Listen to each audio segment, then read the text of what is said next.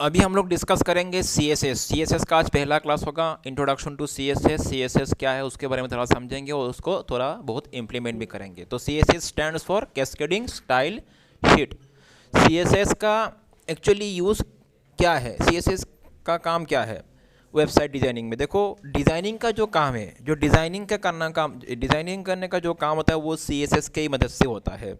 CSS is a language use to style our HTML document, जो भी तुम्हारा HTML page होगा उसको स्टाइल करने के लिए, ठीक है। सो कैसे होता है, ज़्यादा ना बोलते हुए इसको प्रैक्टिकली इंप्लीमेंट करना शुरू करें हम लोग। चलो, तो CSS को इंप्लीमेंट करने का तरीका क्या है। तो देखो, सबसे पहले अभी जो मेरा वही मैं जो पुराना पेज है उसी में ही उसको इंप्लीमेंट करना शुरू कर दूंगा। चलो, तो CSS का जो कोड है, मतलब जो भी टैग होगा वो कहाँ पे लिखा जाएगा। देखो, CSS इंप्लीमेंट करने से पहले हम लोग थोड़ा और दो बातें मैं तुम लोग को बोल देता हूँ। CSS को इंप्लीमेंट करने का 3 तरीका होता है। 3 तरीके से हम लोग इसको इंप्लीमेंट कर सकते हैं, ठीक है। Number 1 is the first way is the inline CSS, second is the internal CSS, third is the external CSS। Okay, so let's see. First of all हम लोग ये देखते हैं how to implement the inline CSS, ठीक है। तो यहाँ पे मैं जो पुराना यहाँ पे बस जस्ट जो HTML का जो कॉमन सिंटेक्स है उसको रखते हुए बाकी सबको मैं यहाँ पे डिलीट करता हूँ। जो बेसिक एकदम सिंटेक्स है उसको रखा मैंने, ठीक है। तो यहाँ पे मैं कुछ लिखता हूँ, जैसे समझ लो मैंने एक पैराग्राफ लेते हुए मैंने यहाँ पे लिखा welcome to Datacom IT institute, ठीक है। जस्ट मैंने ये एक सेंटेंस यहाँ पे टाइप कर लिया, हो गया। अभी इस पेज को हम लोग यहाँ पे रिलोड करते हैं। तो यहाँ पे कुछ नहीं, just welcome to Datacom IT institute लिखा हुआ आ रहा है, लेकिन यहाँ पे अभी कोई डिज़ाइनिंग नहीं है। इसको अभी डिज़ाइन करना है तो हम लोग क्या यूज़ करेंगे अभी, CSS, ठीक है। मतलब इसका फॉन्ट, इसका कलर, इस जो भी हो ये सब के बारे में तो सबसे पहले जो डिस्कस करेंगे, मैंने बोला 3 तरीके से इसको इम्प्लीमेंट कर सकते हैं CSS को। नंबर 1 हो गया इनलाइन CSS।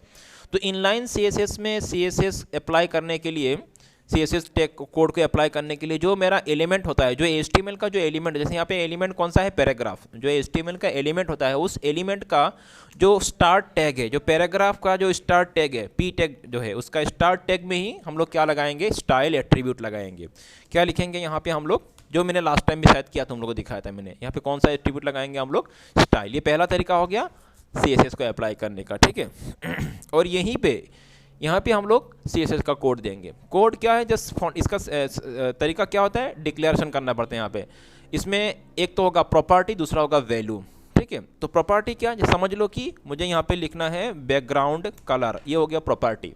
और दूसरा होगा क्या, वैल्यू। वैल्यू कुछ भी हो सकता है। अभी कलर, बैकग्राउंड कलर क्या होगा, कलर का नेम दे दो तुम, मैंने दे दिया कलर का नेम क्या, रेड। एंड इसको क्या करना है, मुझे सेमीकोलन से टर्मिनेट करना है। अगर मुझे सेमीकोलन से टर्मिनेट नहीं करने से भी होगा, मैं बाद में बोलूँगा। मैं एक बार इसको सेव कर लेता हूँ और एक बार यहाँ पे आके इसको रीलोड कर लेता हूँ। चलो, तो यहाँ पे बैकग्राउंड पे एक कलर आ चुका है, यही है CSS का कोड एक्चुअली, ठीक है। तो ये जो हम लोग कर रहे हैं क्या है, इनलाइन। इनलाइन CSS का मतलब यही है कि जो एलिमेंट है, एलिमेंट का स्टार्ट टैग पे ही जब तुम स्टाइल प्रॉपर्टी, स्टाइल एट्रीब्यूट लगाते हुए जो भी लिखोगे वो हो गया तुम्हारा इनलाइन CSS, ठीक है। तो ये जो एलिमेंट है इसका स्टार्ट टैग में ही मैंने स्टाइल एट्रीब्यूट लगाते हुए मैंने लिख दिया, तो ये हो गया इनलाइन CSS। अच्छा, मुझे अभी दूसरा मुझे चाहिए क्या, मुझे कलर का, ये जो टेक्स्ट कलर है, समझ लो ये जो टेक्स्ट कलर है इसका भी मुझे क्या करना है, कलर चेंज करना है। अभी टेक्स्ट कलर कौन सा है, ब्लैक है, मुझे इसको व्हाइट करना है। तो मैं यहाँ पे क्या लिखूंगा, फिर से इस बार only colour, CO। Text colour के लिए क्या देंगे हम लोग, ओनली कलर, ठीक है। तो देखो यहाँ पे अभी जब भी तुम दो डिक्लेरेशन ब्लॉक, एकदम एक से ज़्यादा तुमको डिक्लेरेशन देना है तो तुमको यहाँ पे सेमीकोलन लगाना है, ध्यान रखना। ओनली एक ही देने से कोई जरूरत नहीं सेमीकोलन का, लेकिन अगर मल्टीपल डिक्लेरेशन दोगे तो यहाँ पे क्या करना पड़ता है, सेमीकोलन देना जरूरी है। उसके बाद हम लोग क्या लिखेंगे यहाँ पे, कलर, ठीक है। तो कलर मतलब किसका बात हो रहा है, टेक्स्ट कलर। एक तो हो गया बैकग्राउंड कलर, और कलर मतलब फोरग्राउंड मतलब टेक्स्ट कलर। टेक्स्ट का कलर मैंने कर दिया, चलो व्हाइट कर दिया यहाँ पे, ठीक है। समझ में आ गया। तो सेमीकोलन देना उसको हैबिट कर लेना, बेस्ट प्रैक्टिस होगा। यहाँ पे मैं इसको सेव करता हूँ और यहाँ पे आके इसको रिलोड करता हूँ। तो अभी टेक्स्ट का कलर क्या हो चुका है, व्हाइट, ठीक है। तो इसी तरीके से हम लोग इनलाइन CSS को। देखो CSS का कोड तो हम लोग आने वाले क्लास में और भी समझेंगे ब्रॉडली, ठीक है। कलर के ऊपर अभी हम लोग अलग से क्लास करेंगे ये सब के ऊपर। अभी जस्ट मैं 3 जो वे होता है CSS को अप्लाई करने का, इनलाइन, इंटरनल, एक्सटर्नल, तीनों को समझा रहा हूँ। अभी जो हम लोग कर रहे हैं वो कौन सा है, इनलाइन CSS। तो इनलाइन CSS इंप्लीमेंट करने का तरीका समझ में आ चुका है। समझ लो मेरे पास और एक पैराग्राफ है, मैं इसी को कॉपी करते हुए यहाँ पे रीलोड कर पेस्ट कर देता हूँ नीचे कहीं पे, और मैंने यहाँ पे लिख दिया, यहाँ पे कुछ मैं दूसरा लिखता हूँ, मैंने यहाँ पे लिखा गुवाहाटी आसाम, ठीक है। तो ये जो मैंने लिखा यहाँ पे देखो, अभी इसको रीलोड करेंगे फिर से, वो जो सेकंड जो पैराग्राफ है वो उसका भी same colour, same background colour आ रहा है। मुझे चाहिए कि उसको दूसरा बैकग्राउंड कलर देना है, दूसरा टेक्स्ट कलर देना है, बस यहीं पे चेंज करो तुम हल्का सा। इसको मैं रेड ना देते हुए मैं इसको क्या करता हूँ, इसका बैकग्राउंड कलर मैं येलो करता हूँ, और तुमको जो भी चाहिए वो कलर यहाँ पे इम्प्लीमेंट कर सकते हो, ठीक है। तो ये सेव करता हूँ। तो इस तरह से तुम हर एलिमेंट के लिए अपना अपना एक क्या स्टाइल एट्रीब्यूट यूज़ करते हुए इनलाइन CSS को इम्प्लीमेंट कर सकते हो। सिर्फ पैराग्राफ के लिए है ऐसा नहीं है, तुम ये जो है, ये जो स्टाइल जो एट्रीब्यूट है, किसी भी एलिमेंट में इम्प्लीमेंट कर सकते हो। जैसे मैंने P एलिमेंट में इसको यूज़ किया, तुम इसको बॉडी में भी यूज़ कर सकते हो, या तो तुम इसको किसी दूसरा एलिमेंट में इसको, जैसे मैं और कोई यहाँ पे और एक मैं कोई एलिमेंट यूज़ कर लेता हूँ। चलो मैंने यहाँ पे ले लिया H1 टैग ले लिया, ठीक है। तो H1 से क्या होता है, हेडिंग होता है कि नहीं। तो मैंने यहाँ पे लिखा, फिर से मैंने यहाँ पे लिखा वेलकम टू डेटाकॉम। हालांकि ये तुमको समझ में आएगा, अभी ये क्या आएगा, थोड़ा बड़ा करके आएगा, क्योंकि मैंने इसको H1 में ले लिया, ठीक है। अभी इसको भी मुझे चेंज करना है, तो इसका मुझे लगाना है, तो वही चीज़ यहाँ से इसको कॉपी कर लो, ठीक है। यहाँ पे मैं इसको कॉपी कर लेता हूँ और H1 पे मैं इसको इम्प्लीमेंट कर सकता हूँ। तो ये हो जाएगा H1 के लिए अलग सा डिज़ाइन। जैसे मैं इसका बैकग्राउंड कलर मैं करता हूँ ग्रीन, ठीक है, और इसका कलर हो गया अभी वाइट। तो ये H1 के लिए अलग सा होगा, ठीक है ना। तो इस तरह से किसी भी एलिमेंट को अपने हिसाब से तुम डिज़ाइन करते जाओ। तुमको जो भी तुम्हारे पास एलिमेंट है सब के लिए, अगर तुम यही चीज़ अगर बॉडी में अप्लाई कर दो तो फ़र्क क्या है, बस वही होगा। मतलब बॉडी में जब अप्लाई कर दोगे तो बॉडी मतलब पूरा का किसका बात हो रहा है, पूरा ये इसका बात हो रहा है, ठीक है। मतलब पूरा ये जो वाइट जहाँ तुमको यहाँ पे एरिया दिख रहा है उसके बात हो रहा है।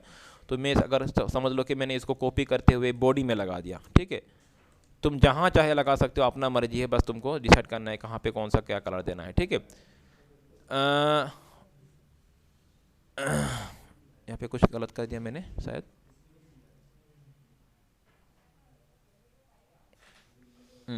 एक्चुअली मुझे यहाँ पे दूसरा कुछ देना है अभी। जैसे मैं यहाँ पे कलर दे रहा हूँ, समझ लो इसको वाइट दिया था, इसको क्या देना है, कुछ भी दे दो, मैंने कलर दे दिया इसको ब्लू, ठीक है। एंड चलो इसको एक बार अप्लाई कर लेते हैं रीलोड करते हुए। कुछ गलत हो रहा है यहाँ पे, देखो कहाँ पे कुछ मेरा कोडिंग में गलती हो गया। चलो इसको मैं एक काम करता हूँ, मैन्युअली टाइप कर लेता हूँ, ठीक है। क्या लिखना है यहाँ पे, स्टाइल एंड बैकग्राउंड कलर, वही जैसे पहले दिया था। मुझे सपोज इसका कलर क्या देना है, पिंक देना है, ठीक है। तो बॉडी का मतलब समझ में आ रहा है, पूरा का पूरा बॉडी में ही ये अप्लाई हो जाएगा। ये मैंने पहले ही इसको सेव कर दिया इसलिए अप्लाई हो चुका है, ये समझ में आ रहा है। अगर मैं इसका बैकग्राउंड कलर पिंक ना देते हुए, समझ लो मैंने इसका बैकग्राउंड कलर दे दिया ग्रे, ठीक है। मैंने इसका कलर क्या दे दिया, ग्रे। तो ये पूरा का पूरा बॉडी में ही इसका कलर अप्लाई हो जाएगा, मतलब ये पूरा बॉडी के लिए होगा, सिंपल सा बात है, ठीक है। ध्यान रखना, अभी बॉडी के अंदर में कुछ टाइप करता, समझ लो मैंने यहाँ पे लिखा, फिर से डाटाकॉम लिख दिया, ठीक है। डाटाकॉम ये कहाँ पे टाइप कर रहा हूँ मैं, बॉडी के अंदर, ठीक है। तो ये सब भी बॉडी के अंदर है, लेकिन मैं एक चीज़ तुम लोग को बोलने वाला हूँ। देखो अभी जो यहाँ पे मैंने इसको शायद सेव नहीं किया, और इसको फिर से मैं एक बार सेव करते हुए, ये देखो ये ऊपर में ये डाटाकॉम लिखा हुआ आ रहा है, लेकिन थोड़ा सा क्योंकि मेरा बैकग्राउंड कलर भी डार्क है, इसीलिए मैं इसका कलर भी अपने इम्प्लीमेंट कर देता हूँ। मैंने इसका कलर दे दिया COLOR, कलर मैंने इसको कर दिया समझ लो वाइट, सॉरी कलर मैंने क्या दिया इसका, वाइट, ठीक है। तो ये डाटाकॉम यहाँ पे जो लिखा हुआ आ रहा है ये बॉडी में, सब कुछ बॉडी में है, लेकिन बॉडी टैग में जो मैंने स्टाइल इंप्लीमेंट किया वो बॉडी के अंदर जो भी मतलब कंटेंट है उसमें इंप्लीमेंट हो जाएगा। लेकिन देखो बाकी सब के लिए देखिए, मैंने इसके लिए बॉडी के लिए क्या दिया, बैकग्राउंड कलर ग्रे और कलर के दिया मैंने वाइट, ठीक है। लेकिन बॉडी के अंदर जो और भी एलिमेंट्स है, जैसे क्या हो गया H1P, तो जो इनर एलिमेंट से उसका जो स्टाइल है वो बॉडी का स्टाइल को क्या करेगा, ओवरराइड करेगा। समझ में आ रहा है? मतलब बॉडी का स्टाइल इसमें इंप्लीमेंट नहीं होगा, इसमें कौन सा होगा, इसका अपना जो स्टाइल है H1 का। तो मतलब जो इनर एलिमेंट का जो स्टाइल होता है वो अपर एलिमेंट का जो हायर एलिमेंट का स्टाइल को क्या करता है, ओवरराइड करता है। ठीक है, तो क्लियर हो गया? ये हम लोग समझ रहे हैं कौन सा type, inline CSS। Now we will move on to the second way of implementing the CSS code, that is the internal CSS। Okay, so मैं क्या करता हूं, यहां पे सबको यहां से रिमूव कर देता हूं। चलो ये सब मैंने यहां से साफ कर दिया।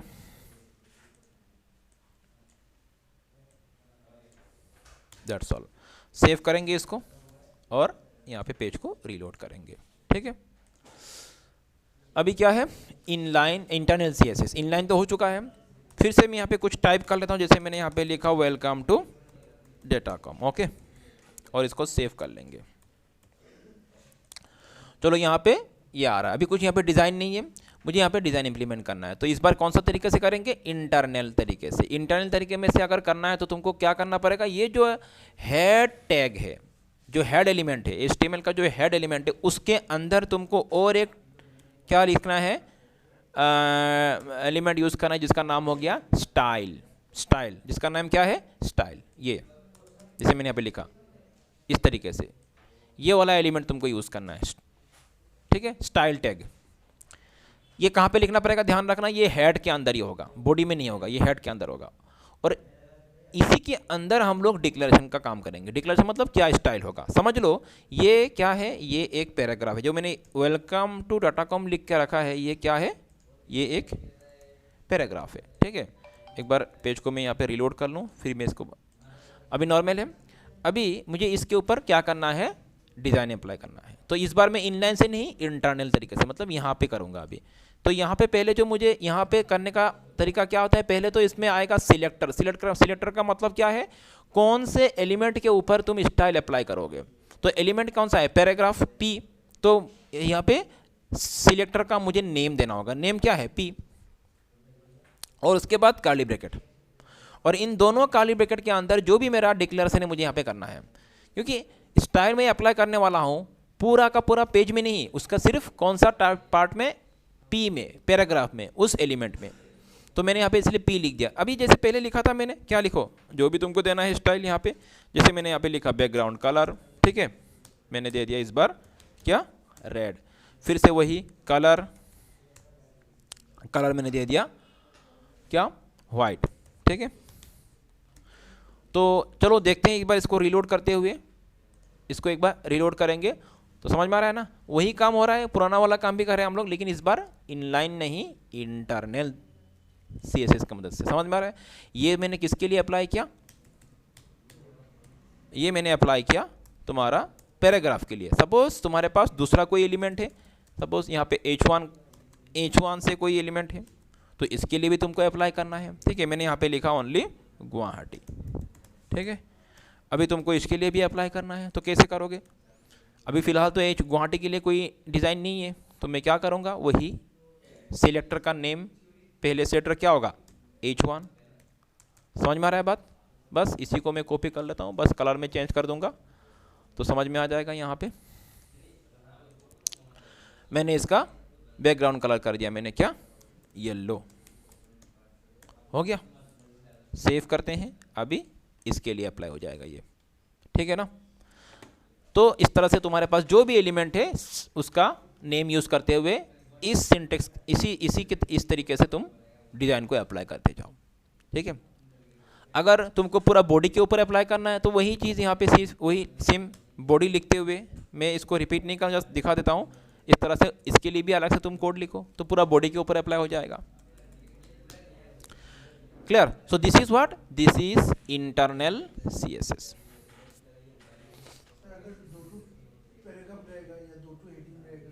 हाँ सही पूछा तुमने, मैं उसमें आ रहा हूँ थोड़ा बाद। तो अभी देखो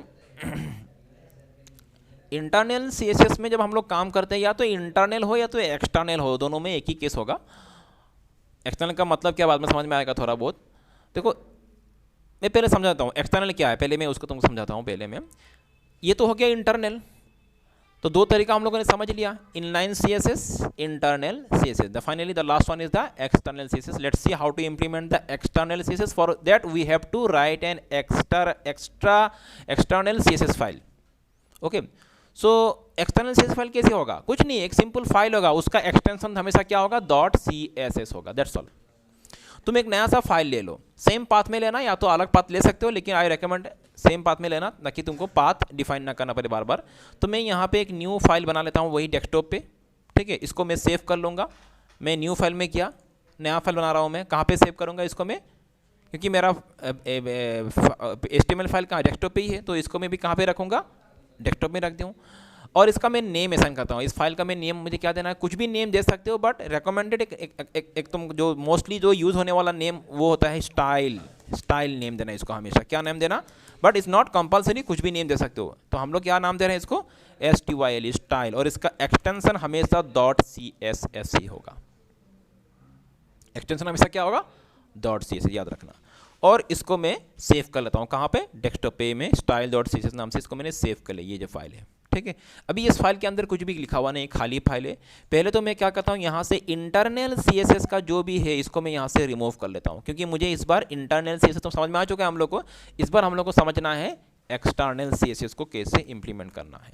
तो ये मैं इसको पेज को रिलोड करता हूँ, मैंने सब कुछ हटा दिया, खाली हो गया, इंटरनल CSS नहीं है अभी इसी काम को मुझे एक्सटर्नल CSS की मदद से करना है। तो मतलब समझ में आ रहा है एक्सटर्नल CSS का मतलब क्या है? वही अलग से एक CSS फाइल बना के उसमें हम लोग CSS का कोड को राइट करेंगे, दैट इज एक्सटर्नल CSS।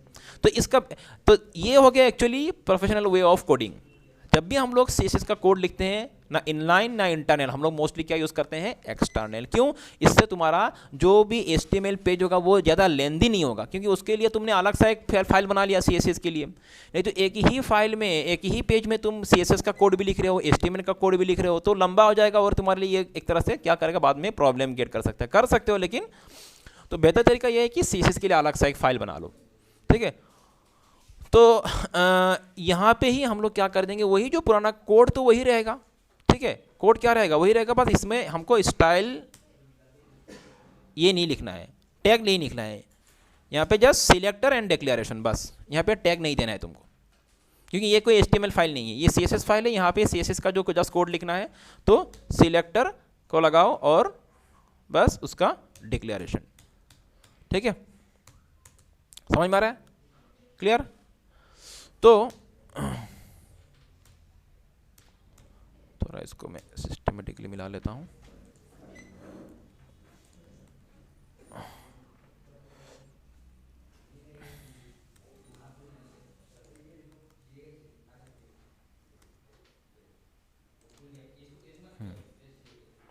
ठीक है, तो वही कोड है, मैंने कुछ नया नहीं लिखा, बस उसी चीज़ को मैं यहाँ पे सेव कर लेता हूँ। इस फाइल में मैं क्या कर लेता हूँ? इसको सेव कर लेता हूँ और पेज को आकर रिलोड करके देखो।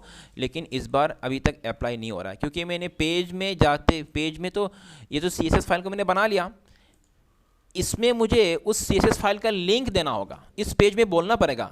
ये जो पेज है उस CSS फाइल से उसको कोड को उठा के डिज़ाइन को इम्प्लीमेंट करेगा। तो यहाँ पे कौन सा CSS फाइल है, वही चीज़ तुमको इस पेज में डिक्लेयर करना पड़ेगा। तो मुझे वही हेड टैग जो है उसी के अंदर लिखना है, इसमें और एक टैग लिखना है। इस बार टैग का नेम क्या होगा? लिंक, ठीक है। टैग का नेम क्या होगा? लिंक। मतलब मुझे HTML फाइल को CSS फाइल के साथ जोड़ना है, तभी जाके वहाँ से डिज़ाइन उठा के लाएगा ना वो। तो टाइप, ये बाकी तो सब कुछ तुमको इसी तरह रहेगा। उसमें Arial लिखना है, उसके बाद स्टाइल शीट लिखना है, टाइप लिखना है, text/CSS लिखना है, ये कॉमन रहेगा। बस तुम्हारा फाइल का नेम href में जाते हुए तुम्हारा जो style.css फाइल का नेम है वो यहाँ पे लिख दो। तो फाइल का नेम क्या है? style.css, that's all. इसको हम लोग सेव करेंगे यहाँ पे, ठीक है। तो इस बार हम लोग ने लिंक भी दे दिया। अभी जाके अपना पेज को जाके रीलोड करके देखो, वही स्टाइल यहाँ पे इंप्लीमेंट हो चुका है। इस बार मैंने उसको कहाँ पे लिखा? अलग से लिखा। कौन सा? style.css फाइल में। कॉन्सेप्ट क्लियर हो गया? तो बस, तो हम लोग मोस्टली किसको यूज़ करेंगे? एक्सटर्नल CSS को ही यूज़ करेंगे इंप्लीमेंट करने के लिए। अच्छा, तो यहाँ पे सिलेक्टर का कुछ और बातें मैं तुमको बोल दूँ। सिलेक्टर क्या होता है, नॉर्मली जो HTML एलिमेंट्स होता है, जैसे पैराग्राफ, हेडिंग, जो भी हो तुम्हारे पास, ठीक है। तो सिलेक्टर का और भी कुछ कॉन्सेप्ट्स को समझ लो। अभी एज्यूम कर लो कि तुम्हारे पास 2-3 पैराग्राफ है, जैसे समझ लो मैं यहाँ पे और एक पैराग्राफ ले लिया मैंने। अभी क्या होगा, इसको मैंने डाटाकॉम इंस्टीट्यूट लिख दिया यहाँ पे मैंने, तो दोनों अलग अलग सेंटेंस से ध्यान रखना, इसमें ओनली डाटाकॉम लिखा हुआ है और इसमें क्या लिखा हुआ है, डाटाकॉम इंस्टीट्यूट, दो अलग अलग पैराग्राफ है। इसको मैं सेव करता हूँ यहाँ पे आते हुए, और यहाँ पे आते हुए इसको रिलोड करता हूँ, तो दोनों ही पैराग्राफ के लिए सेम स्टाइल इंप्लीमेंट हो रहा है कि नहीं। तो मुझे चाहिए दोनों पैराग्राफ के लिए अलग अलग स्टाइल देना, क्योंकि ये तो होगा, कॉमन बात है, तुम्हारा एक पेज में मल्टीपल पैराग्राफ होगा और तुमको चाहिए कि हर पैराग्राफ को अलग अलग स्टाइल देना है। लेकिन यहाँ पे क्या हो रहा है, जब तुम पी टैग की मदद से पी सिलेक्टर को यूज़ करोगे तो जितना भी पैराग्राफ तुम्हारे पेज में है सबके लिए सेम डिज़ाइन इंप्लीमेंट हो जाएगा। तो यहाँ पे हम लोग दूसरा एक कॉन्सेप्ट यूज़ करेंगे जिसको हम लोग क्या बोलते हैं, सिलेक्टर का ही बात होगा यहाँ पे यहाँ पे जो है हम लोग सिलेक्टर, आईडी सिलेक्टर या तो क्लास सिलेक्टर यूज़ करेंगे। इसका मतलब क्या है, हर एलिमेंट का अपना एक आईडी असाइन कर देंगे या तो क्लास असाइन कर देंगे। मैं दिखा रहा हूँ करके, समझ लो। ये जो पैराग्राफ है, आईडी एज ए एट्रीब्यूट होगा, इसका मैं आईडी अप्लाई कर रहा हूँ, इसको मैंने आईडी दे दिया, समझ लो, कुछ भी लिख दो तुम, आईडी भी कुछ भी लिख सकते हो, मैंने दे दिया P1। ओके, ये नेम जो है अपने हिसाब से कुछ भी नेम टाइप कर दो, और इसका मैंने आईडी दे दिया। पहला जो पैराग्राफ है उसका मैंने आईडी क्या दिया, P1। सेकंड जो पैराग्राफ है इसका मैंने आईडी क्या डाला, P2। कुछ भी लिख सकते हो, मैंने वही बोला, तुम ये नेम अपने हिसाब से कुछ भी लिख, लेकिन आईडी लिखना पड़ेगा। तो ID selector, this time we are going to use how to implement the ID selector. तो आईडी क्या है, हर एलिमेंट का अपना एक आईडी हो सकता है, वो एक एट्रीब्यूट है। आईडी का नेम तुम कुछ भी डाल सकते हो, बस अलग अलग आईडी नेम से उस एलिमेंट को अभी रिफर किया जाएगा। तो P1 मतलब ये वाला पैराग्राफ, P2 मतलब ये वाला पैराग्राफ, लेकिन दोनों ही क्या है, पैराग्राफ है, ठीक है। तो जब आईडी सिलेक्टर यूज करते हुए करना है तो यहाँ पे थोड़ा हल्का सा कोडिंग में चेंज करना पड़ेगा। क्या, यहाँ पे हम लोग इस बार पैराग्राफ सिलेक्टर का नाम पैराग्राफ का नाम नहीं देंगे, इस बार यहाँ पे आईडी का नेम होगा सिलेक्टर के हिसाब से होगा। तो इस बार यहाँ पे आईडी का नेम क्या है, P1। आईडी का नेम क्या है, P1। लेकिन जब सिलेक्टर एज ए आईडी का नेम के हिसाब से यूज कर रहे हो तो पहले हमको वहाँ पे क्या लिखना पड़ता है, हैश।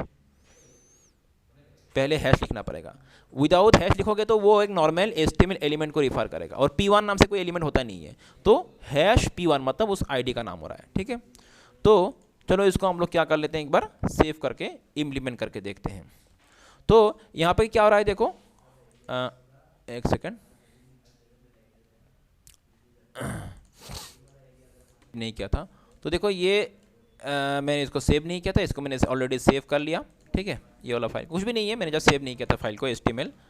तो एक बार मैं इसको सेव कर लेता हूँ, फिर से इसको दिखाता हूँ। देखो, जो पहले के ऊपर ये डिज़ाइन इंप्लीमेंट हो रहा है, सेकंड पैराग्राफ में डिज़ाइन इंप्लीमेंट नहीं हो रहा है। समझ में आ रहा है क्यों, क्योंकि मैंने P1 के लिए लगाया था। अभी तुमको जो सेकंड पैराग्राफ है कौन सा, ये वाला P2 आईडी वाला, उसके लिए तुमको अलग सा डिज़ाइन चाहिए, तो तुम इसको कॉपी कर लो और यहाँ पे P2 टाइप करो। तो डिज़ाइन तुमको अलग देना है ना, तो कुछ भी दे दो यहाँ पे, इसमें रेड की जगह पे मैं करता हूँ यहाँ पे क्या, सपोज लो ब्लू, ठीक है। तो ये हो गया आईडी सिलेक्टर। दोनों ही पैराग्राफ है, दोनों के लिए मैंने अलग अलग डिज़ाइन इंप्लीमेंट कर दिया यूजिंग आईडी सिलेक्टर, ठीक। Next move on to the class selector. इसको हम लोग, ये जो कॉन्सेप्ट है, अगर सेम पैराग्राफ, अगर सेम एलिमेंट अलग अलग सेम टाइप का अलग अलग एलिमेंट हो गया तो उसके ऊपर अलग अलग डिज़ाइन अप्लाई करना हो तो हम लोग या तो आईडी यूज़ कर सकते हैं, आईडी सिलेक्टर, दूसरा हो गया क्लास सिलेक्टर, ठीक है। तो इसको मैं क्लास के कॉन्सेप्ट में समझाता हूँ तुम लोगों को अभी। तो ये तो हो गया आईडी के कॉन्सेप्ट में। क्लास के हिसाब से अगर इंप्लीमेंट करना है, देखो तुम आईडी के कॉन्सेप्ट में भी इंप्लीमेंट कर सकते हो या तो क्लास कॉन्सेप्ट में भी उसको इंप्लीमेंट कर सकते हो। ये तो हो गया आईडी वाला बात। इसी जगह पे हम लोग क्या लिख देंगे, क्लास। यहाँ पे क्या लिखेंगे, क्लास। या तुम्हारा अपना मर्जी है, आईडी यूज़ करके एलिमेंट को तुम रेफर करो या तो क्लास यूज़ कर रेफर करो, ठीक है। मतलब दोनों का यूज़ एक ही हो रहा है, लेकिन बस थोड़ा सा चेंज होगा। क्या, जब तुम क्लास सिलेक्टर यूज़ करोगे तब यहाँ पे, जब क्लास सिलेक्टर यूज़ करोगे तब यहाँ पे हैश नहीं देना है, यहाँ पे क्या देना है, पीरियड, डॉट देना है एक, ठीक है। और यहाँ पे भी क्या देना पड़ेगा वही, क्योंकि यह तो यहाँ पे सिलेक्टर क्या है, क्लास है। तो when ever you are going to use class selector, you have to give period or dot, and if you are using id selector you have to use the hash symbol in the css coding। Clear ना? तो save करते हैं इसको, बस वही रहेगा, क्या रहेगा, वही रहेगा, सेम रहेगा यहाँ पे। अच्छा क्यों नहीं हो रहा है, शायद मैंने सेव नहीं किया इसको मैं एक बार सेव कर लेता हूँ, इसको एक बार रीलोड करता हूँ। समझ में आ रहा है? तो बात वही है। कोई डाउट है किसी का? Any question? अच्छा फाइनली और 2-3 बातें उसको करके मैं आज ख़त्म करने वाला हूँ। जैसे अभी समझ लो मुझे यहाँ पे जितना भी एलिमेंट है, बॉडी के अंदर जितना भी एलिमेंट है सबके ऊपर सेम डिज़ाइन, या तो तुम बॉडी में अप्लाई कर दो, बात तो समझ में आ रहा है मुझे, तुम बॉडी में अप्लाई कर दो सबके ऊपर अप्लाई हो जाएगा। लेकिन मैं दूसरा तरीके समझा रहा हूँ तुम लोगों को कि बॉडी के अंदर जितना भी एलिमेंट है सबके ऊपर तुमको सेम डिज़ाइन देना है, ठीक है? तो उसके लिए तुम क्या यूज़ कर सकते हो, यूनिवर्सल सिलेक्टर जिसको बोलते हैं हम लोग, यूनिवर्सल सिलेक्टर। तो यूनिवर्सल सिलेक्टर मतलब क्या है? यूनिवर्सल सिलेक्टर का मतलब हो गया, समझ लो मैंने यही चीज़ इसको कॉपी करके नीचे लिख दिया। अच्छा यहाँ पे कहाँ किसको पहले लिखना है किसको बाद में लिखना है इसका कोई यहाँ पे रेस्ट्रिक्शन नहीं है, तुमको जहाँ जो मर्जी है लिख सकते हो, ठीक है? तो ये जो हो गया स्टार, ये हो गया यूनिवर्सल सिलेक्टर, सबके ऊपर अप्लाई हो जाएगा। मतलब हाँ, लेकिन कॉन्सेप्ट वही रहेगा। मैं बोल रहा हूँ पहले एक बार मैं यहाँ पे ये सबको हटा दूँ, मैं ये सबको मैंने क्या कर दिया, हटा दिया, ठीक है? बाकी सबको इसको मैं सेव करता हूँ और तो मेरे यहाँ पे इसको मैं रीलोड करता हूँ, तो सबके ऊपर अप्लाई हो गया ये यूनिवर्सल सिलेक्टर। मतलब मेरे यहाँ पे क्या था, मेरे यहाँ पे पेज में देखो पैराग्राफ था, इसको मैं इस क्लास को यहाँ से रिमूव करता हूँ ताकि तुम कंफ्यूज ना हो चीज़ों को।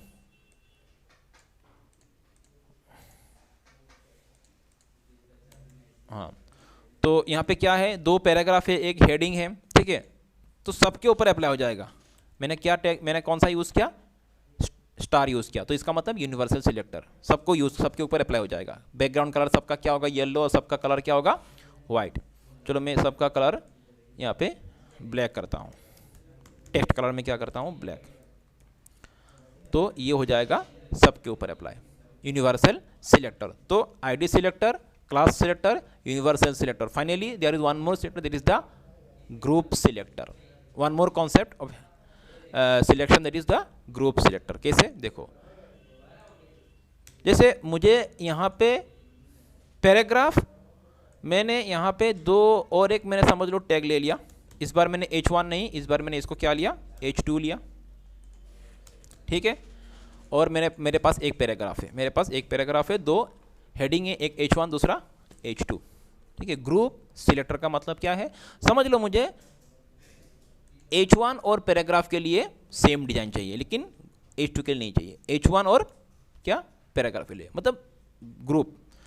तो देखो कैसे होगा, बस यहाँ पे तुमको वो दोनों, जिसके लिए वो दोनों एलिमेंट का जो सिलेक्टर होगा उसका नेम देना है, जैसे P, एंड H1। समझ में आ रहा है, P और H1, ये हो गया ग्रुप। कॉमा देते हुए जब हम लोग मेंशन कर सिलेक्टर का नाम, उसको क्या बोलते हैं, ग्रुप सिलेक्टर। तो बस पैराग्राफ और ग्रुप के लिए, हेडिंग के लिए अप्लाई हो जाएगा। इसको सेव करेंगे और एक बार रीलोड करके देखो इस बार, तो देखो हाँ मैंने यहाँ पे शायद सेव नहीं किया, ठीक है? और एक बार इसको, तो देखो ये दोनों के लिए अप्लाई हो रहा है, इसके लिए अप्लाई नहीं हो रहा है।